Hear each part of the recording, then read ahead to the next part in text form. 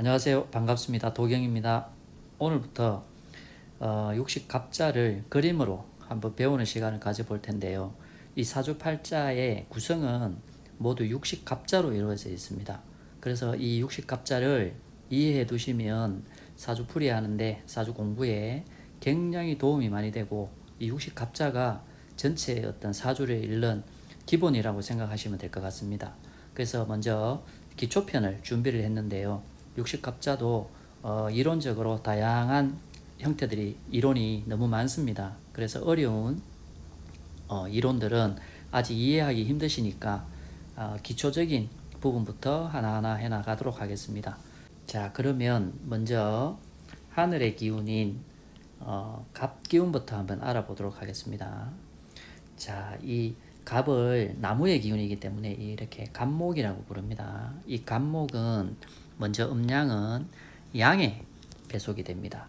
왜냐하면 갑이라는 기운이 양이고 다음 을이라는 기운이 음이 되기 때문입니다. 그래서 갑이라는 경우에는 가장 앞에 나오는 기운이고 시작의 기운이기 때문에 양에 배속을 시켰고요. 다음으로 오행을 한번 살펴볼까요? 전체적으로 목, 화, 토, 금, 수 이 5가지 중에서 이 갑은 목의 기운이 속합니다. 이 목의 기운이고 이 오색 색깔로 보면은 청록색, 녹색에 배속이 됩니다. 자, 그리고 이 속성에 대해서 한번 알아보면요. 이 목기운이라는 것은 하늘로 이렇게 치솟아 올라가는 기운이라고 보시면 되거든요. 그래서 기본적으로는 상승하는 기운이죠. 그리고 위로 성장하는 기운, 그리고 앞에서 먼저 나아가는 기운이기 때문에 리더의 어떤 기운이라고 우리가 속성을 한번 이해해 보시면 될 것 같습니다. 이런 속성을 기본적으로 우리가 물상으로 가져와서 형상학적으로 가져와서 이해하기 쉬운 부분으로 유사한 형태를 찾는다면 우리가 나무 위로 쭉 자라죠. 그리고 건물 높이 올라와 있습니다. 그리고 기둥, 그렇죠? 그리고 쭉 위로 자라는 시기인 아이들, 예. 이런 기운들이 전부 목기운에 소속이 된다고 보시면 될 것 같습니다. 그리고 이 형태의 어떤 기운으로 인해서 성향적인 부분에 있어서는 매우 진취적이고요, 창의적이고 자유로운 많다고 보시면 됩니다. 목기운이 하늘로 올라가는데 어떤 방해를 하는 기운이 있다 하더라도 자유롭게 피해 간다든가 끝까지 올라가려고 하는 기운이 있습니다.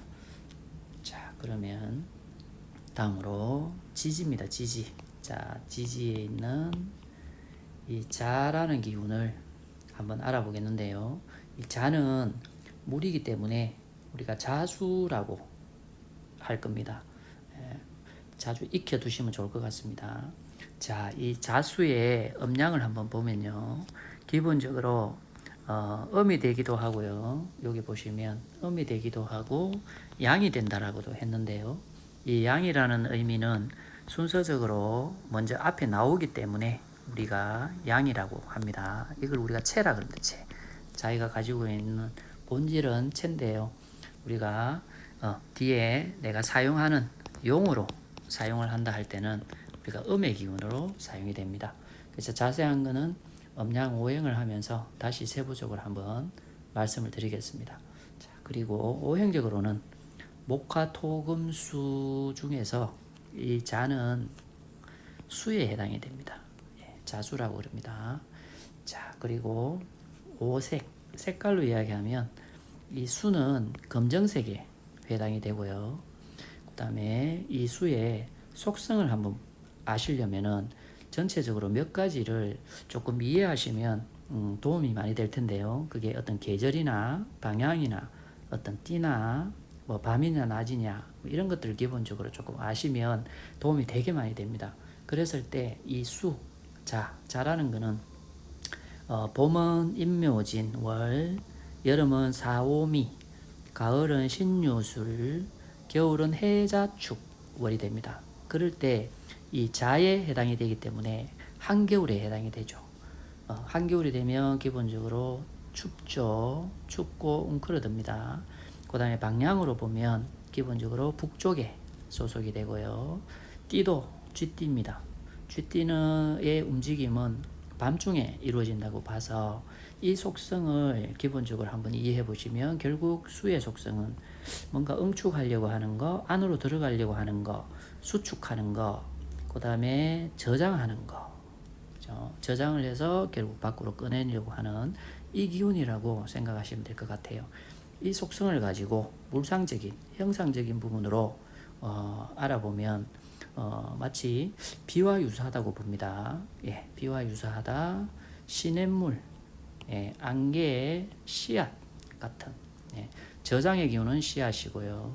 예, 그 다음에 응축하고 수축하고, 예, 응축하고 수축하면 또 무겁기 때문에 또 땅으로 떨어지기도 하고요. 그 다음에 물이라고 하니까 당연히 비라고 생각을 하시면 될 것 같아요. 이 기운의 속성을 가지고 성향이 만들어진다 하면 기본적으로 이 물이라는 형태는 변화가 굉장히 다양하죠. 예, 어디 뭐 그릇에 담으면 모양이 제각각인 그릇에 담으면 그 모양이 다 되듯이요.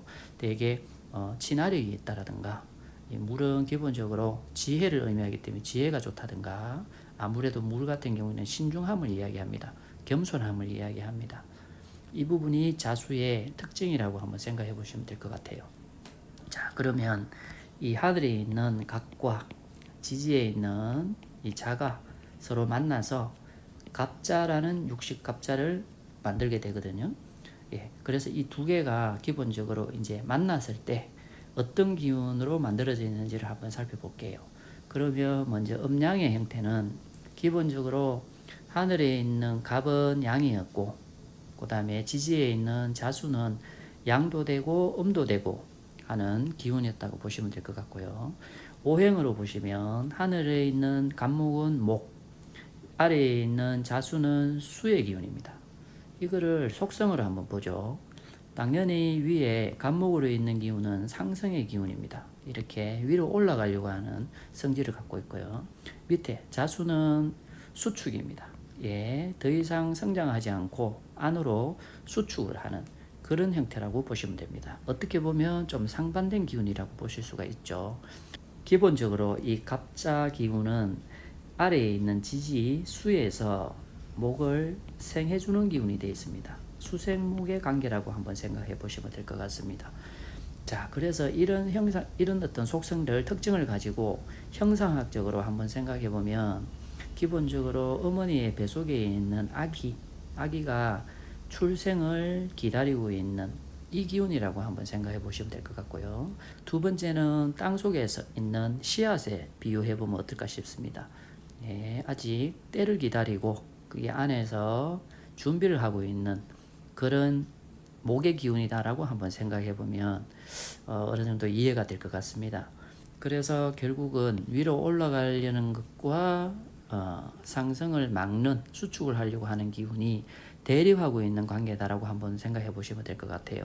그래서 성향적으로 갑자의 간지는 기본적으로 아래에서 위로 생해주는 기운, 예, 수생목의 개념으로서 이런 경우에는 학문이 굉장히 뛰어난 문장력으로서 교육을 하시는 분들이 되게 많을 수가 있고요.